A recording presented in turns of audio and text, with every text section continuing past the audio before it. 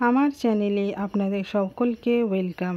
আমি সাহিনা নামাজ আজ আপনাদের সামনে নিয়ে এসেছি বেসনের ফুলুরি দিয়ে দুটি রেসিপি।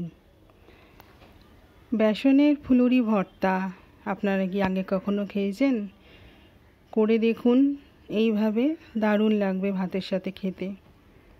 5টি ফুলুরি নিয়েছি, সেগুলিকে খুব ভালোভাবে হাত দিয়ে গুঁড়ো গুঁড়ো করে নিয়েছি।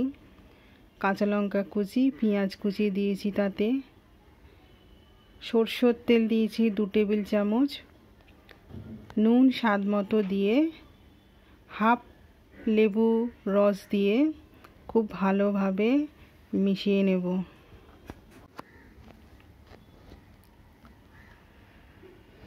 গরম গরম ভাতের সাথে আপনারা খেয়ে দেখুন, দারুণ লাগবে। আর ফুলুরি দিয়েই বেসনের বড়া বা ফুলুরি যে যাই বলুন, এ দিয়ে তো আলু দিয়ে চচ্চড়ি সবাই খেয়েইছেন। ধনেপাতা, কাঁচা লঙ্কা এইসব কুচি দিয়ে দারুণ লাগে খেতে। আপনারাও ট্রাই করুন।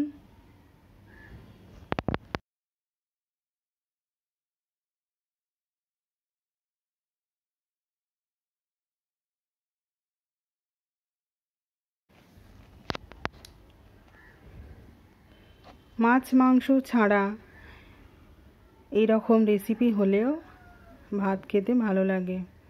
লাঞ্চের জন্যে ভালো 1-2 রেসিপি বানিয়ে ফেললাম এই বেসনের বড়া দিয়ে।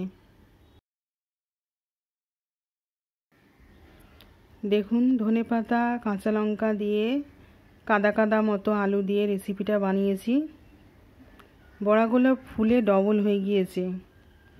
এবার এই দিয়েই সার্ভ করে আজকের আমরা লাঞ্চটা সারব।